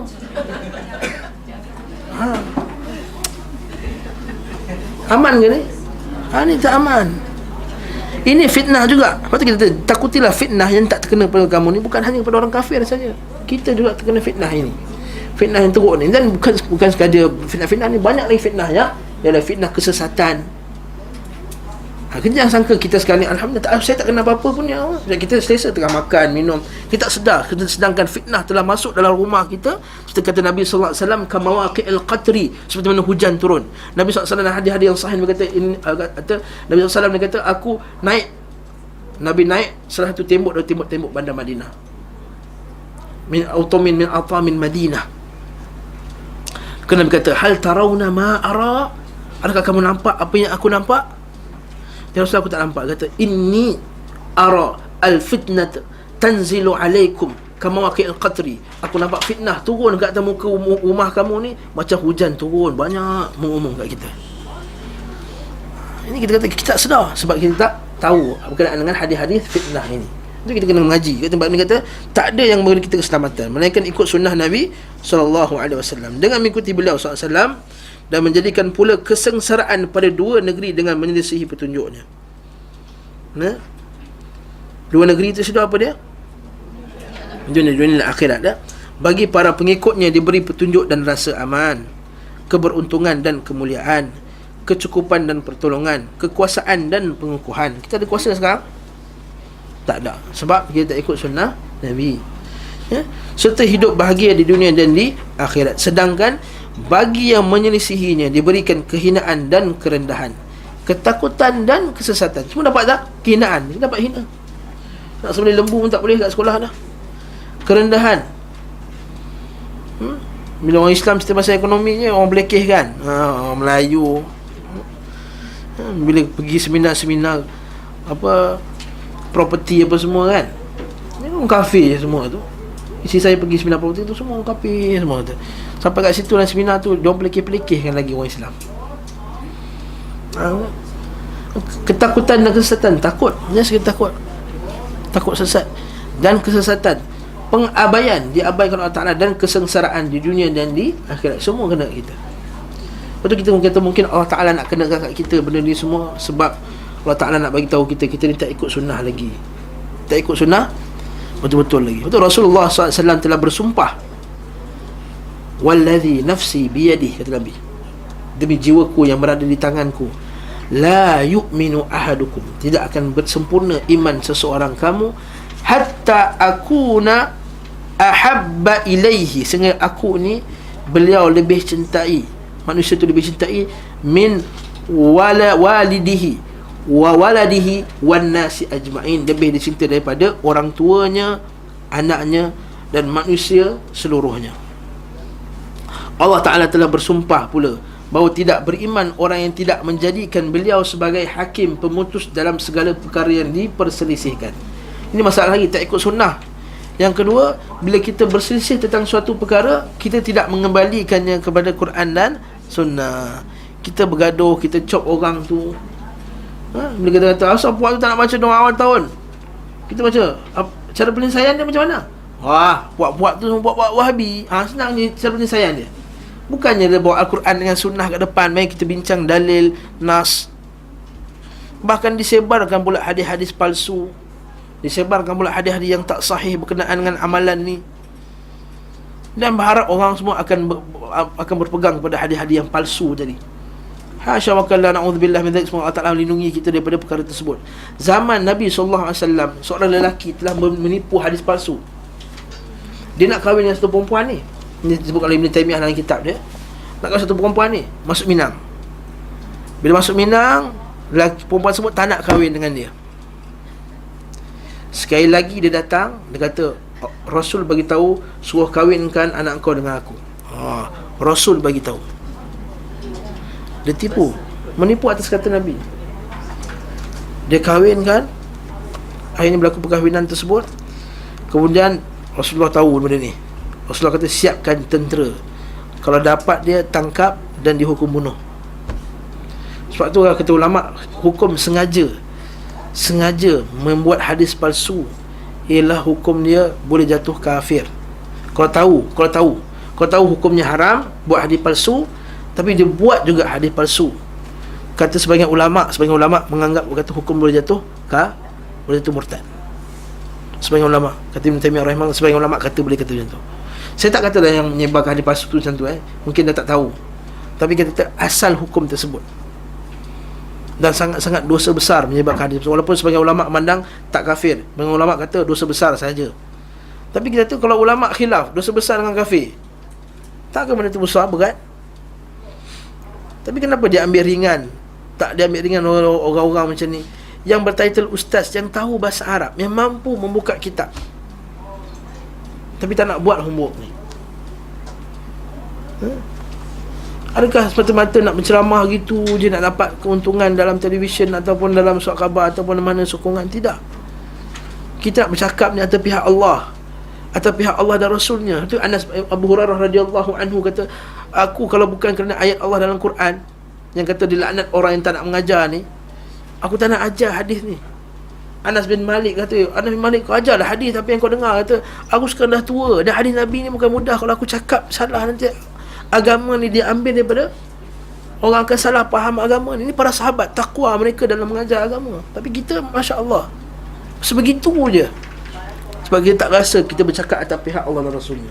Apa hukum kalau kita buat surat bagi pihak agung? Contohnya, kita buat surat palsu, kita kata agung mengisytiharkan siapa yang buat kerja besok sampai datang kerja hari Ahad ni dapat gaji lebih,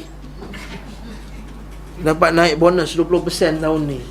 Kita buat surat dari pihak agung, kita buat cop agung apa semua kita buat. Apa hukumnya? Ada lawyer sini. Apa hukumnya? Saya tak tahu apa hukuman dia. Saya rasa kena tangkap, dipenjarakan mesti punya. Kenapa dengan agung macam tu, dengan Allah dan Rasulnya boleh buat satu hadis palsu dan bagi cop Allah dan Rasulnya kata? Itu kita rasa sedih buat mana. Kita kata kenapa agama jadi macam ni. Itu kita, ini penghinaan kepada agama Islam. Sebab itulah kita dalam bab perselisihan, bila kita berselisih, kembalikan kepada Allah dan Rasulnya. Apa dalilnya? Ayat bawah ni. Kemudian ia redha, bukan setakat kembali. Sikit lagi 5 minit lagi. Kemudian dia redha dengan keputusan tu. Nombor 1, dia kena kembali kepada Allah dan Rasul. Yang kedua, dah dapat keputusan, kena redha. Dan yang ketiga, dia kena menerima dengan senang hati. Dia tak boleh maki-maki, tak boleh marah-marah. Apa dalilnya? Allah Ta'ala berfirman, wa ma kana lil mu'minin wala mu'minatin, tidak patut bagi orang lelaki mukmin dan orang perempuan yang beriman, idza qadallahu wa rasuluh, bila Allah dan Rasulnya menetapkan sesuatu hukuman, ketetapan, amran ay yakuna lahum, dan bagi mereka ada khiyaratu, ada khiyarah, ada pilihan, min amrihim, tentang urusan mereka. Apa maksud ayat ni? Maksudnya, kalau Allah Ta'ala ditetapkan bagi kita suatu hukum, tak ada ambil pilihan lain dah. Ditetapkan bagi orang lelaki kena menutup aurat sekian begini, bagi wanita menutup aurat sekian. Ada pilihan lain? Tak ada pilihan lain. Diharamkan bagi kita makan serta makanan, diharamkan kepada kita riba. Tidak ada pilihan lain untuk kita ambil. Kisah ayat ni kalau kita baca, kisah seorang sahabat Nabi nama dia Julaibib. Julaibib ni orang kata deform, dia cacat sikit, ada macam Hunchback of Notre Dame tu. Notre Dame ke Notre Dame, lantaklah. Dia orang pun bukan sebut betul pun Mekah kan, Mekah. Kita pun Notre Dame ke Notre Dame ke, Dame you ke, tak kisahlah apa, lantaklah. Dia pun sebut Muhammad kan, Muhammad. Saja dah nak gaduh Ada setengah orang dia, bila saya sebut salah dia gelak kan. Saya kata Bernard Shaw, bukan Bernard Shaw, Bernard Shaw. Peduli apa aku kata Bernard Shaw ke Bernard Shaw ke. Dia sebut nama kita bukan sebab tu, bukan main lagi kan. To make doa dah. Tentulah contohnya. Okay. Apa cerita Julaibib tadi? Dia deform Deform maksudnya dia cacat. Bila dia cacat tu, ada seorang perempuan ni, Nabi jumpa satu keluarga ni, kata Nabi kesian tengok Julaibib tak kahwin lagi. Nabi jumpa satu keluarga ni, kata, nak tak aku carikan pasangan untuk anak perempuan kamu. Keluarga tu pasangan sukalah, Pak Rasul nak cari kan.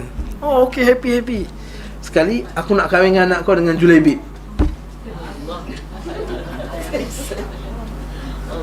Suami isteri tu kata tak apa, kita meeting dulu. Biasalah, alasan biasalah tu. Mesyuarat dulu. Dia kata, dia kata macam mana kami nak bagi anak aku dekat lelaki macam tu. Sedangkan sebelum ni ada laki-laki lain yang kita telah tolak yang lebih baik daripada Julaibib. Sekian dan sekian. Anak perempuan si laki ni, pasangan ni, dia beriman pada Allah dan hari kiamat. Dia faham ayat ni, kata tidakkah bila Allah dan Rasul ni buat keputusan tidak ada pilihan yang lain. Lalu dia redha dan dia kahwin dengan Julaibib ni, dan Julaibib mati syahid. Dan Julaibib ni diangkat Nabi sendiri yang uruskan mayat dia sendiri. Maknanya dia dapat isteri sebagai seorang isteri pada orang yang syahid.